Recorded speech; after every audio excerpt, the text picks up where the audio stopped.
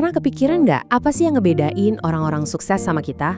Ternyata ya, salah satu rahasia gedenya itu ada di cara mereka ngelihat satu hal yang jujur aja kita semua takutin, kegagalan. Nah, di sini kita bakal bongkar habis-habisan gimana cara mereka memandang kegagalan.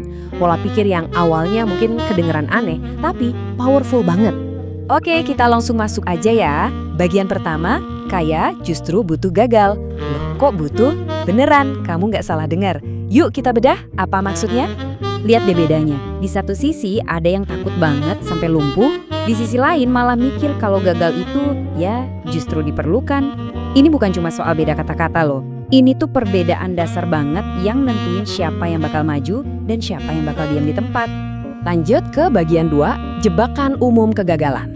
Nah, sebelum kita ngomongin mindset yang benar, kita mesti paham dulu nih, jebakan apa sih yang bikin kebanyakan orang nyangkut? Coba, kedengaran familiar nggak? Begitu gagal, reaksinya langsung ngedown. Terus ngerasa, emang gue nggak mampu nih. Dan yang paling fatal, ya udah berhenti. Ini bukan cuma soal sedih sesaat ya. Ini tuh lingkaran setan yang bener-bener ngebunuh potensi kita, bahkan sebelum kita sempat berkembang. Terus ujung-ujungnya gimana? Kalau setiap kali gagal, kita langsung stop. Ya, ini jawabannya. Kita nggak bakal kemana-mana, bener-bener cuma nabrak tembok yang sama, lagi dan lagi, stuck. Kenapa? Soalnya kita salah kaprah. Kita ngira gagal itu finish line, padahal harusnya itu cuma belokan. Oke, sekarang bagian ketiga, gagal adalah data berharga. Nah, ini nih bagian yang bakal ngerubah cara pandang kita semua. Siap-siap ya, karena kita bakal sulap kegagalan jadi aset paling berharga. Coba kita bandingin. Kalau pakai mindset umum, gagal itu ya udah tamat, akhir dari cerita. Tapi lihat deh mindset orang kaya. Gagal itu bukan akhir, tapi justru jadi data, jadi pelajaran, jadi proses buat naik level.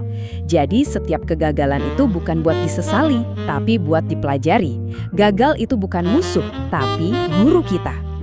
Terus prakteknya gimana sih? Simple banget sebetulnya. Contoh, bisnisnya gagal.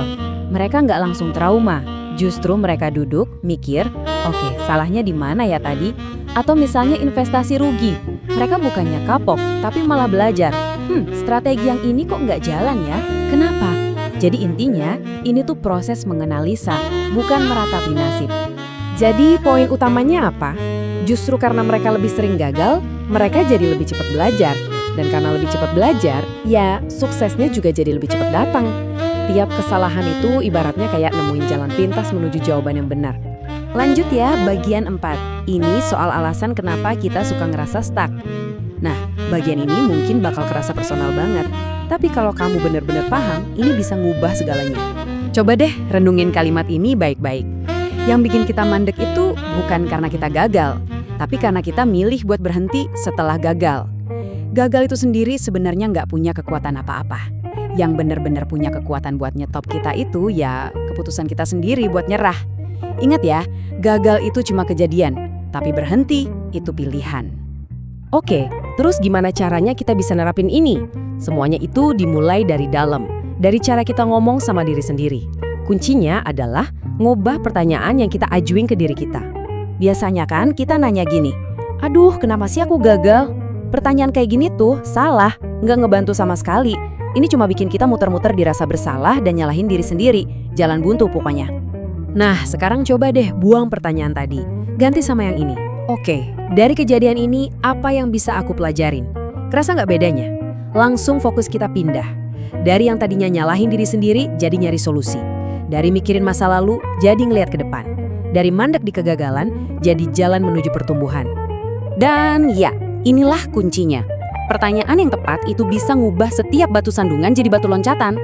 Tujuannya itu bukan biar kita nggak pernah gagal sama sekali. Nggak mungkin. Tujuannya adalah jadi lebih pintar setiap kali kita gagal. Jadi sekarang pertanyaannya buat kamu, pelajaran berharga apa nih yang bakal kamu ambil dari kegagalanmu yang berikutnya?